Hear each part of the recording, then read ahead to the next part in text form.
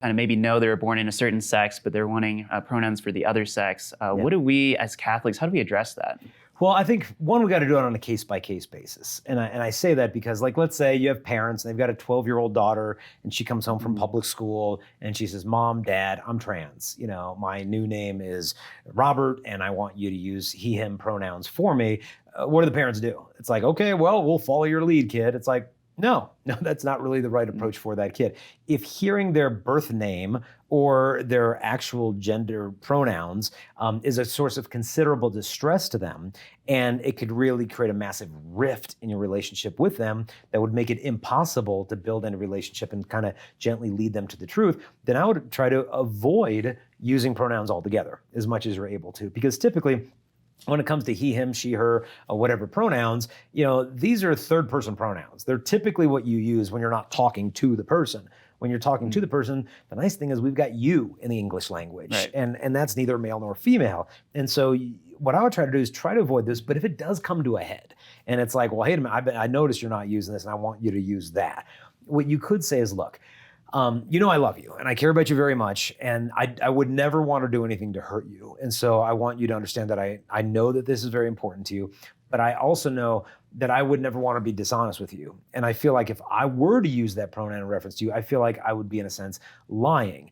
And I don't reject you because of your beliefs on this subject. And I really hope that you are not going to reject me, because the world's a really big place with lots of different viewpoints.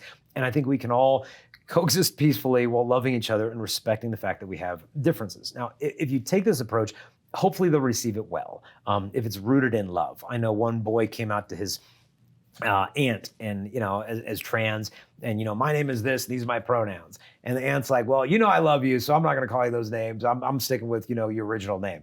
And the kid's like, well, because you're Aunt so-and-so, I'll let you do that. And so he gave her special permission because he knew how loved he was by her. And that it wasn't coming from a place of hatred and bigotry. And so I would say try to avoid it. If it does come to a head, try that approach. But then also realize there's situations. For example, there's a phrase being used now called dead naming, which means that, okay, this is my birth name, but then I've transitioned and now I've chosen this new name. And if you refer to my previous name, you're dead naming me. That name is dead to me.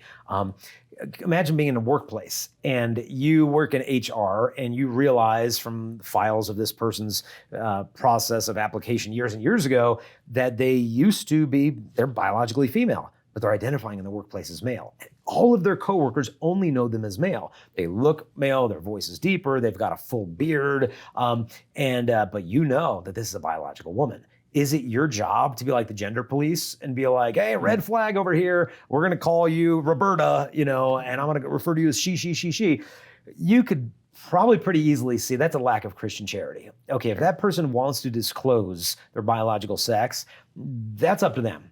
If and how and when they want to disclose that stuff. And so you should, to me, in that type of situation, have respect for the sensitivity of that thing instead of just trying to attack the person. Try to build a relationship, go out to lunch with this person, like, you know, enter into that human being's life. And so I think we need to take it on a case-by-case basis, because we also wouldn't want to be in a situation where this person, let's say, detransitions 10 years from now, and then comes back and be like, where were you in my life at that time? Why did none of you ever lovingly challenge my transgender beliefs? You just kind of just patted me on the head and sent me on my way and say, you be you. But you knew all along. You had the theology, you had the gospel. A friend of mine is a convert from Judaism to evangelical Christianity to Catholicism. One of the things she says in her testimony of the urgency of spreading the gospel, she said, I want you to imagine on the day of the final judgment that Jesus separates the sheep from the goats. And you're there with all these other sheep that you're friends with at the church.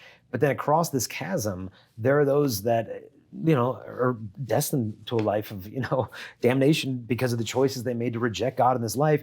And they look across at you, wait a minute, I know you.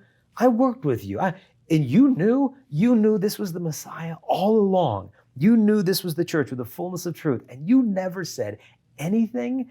How could you have not spoken to me in love? And there you are, and here I am because you said nothing. And so we've got to balance the urgency of bringing people the truth of the gospel with also the compassion and love and sensitivity of realizing when and how is the right time of doing that. And so in general, what I would try to propose is when it comes to the pronouns, try to avoid it if it's a source of a lot of tension. If it does come to a head, try to charitably explain why you would prefer to use this. But in certain very delicate workplace situations, you've got other things going on as well. And so case by case situation, but especially for the parents, hold fast to the truth, especially with those kids. It is your job to form them in the truth. So a parent has a different relationship with a child than a coworker has with someone in HR. And so we got to take it on a case by case basis. But the analogy that I'd leave you with is hold on to their hand with one hand, hold on to reality with the other hand, and don't let go of either one.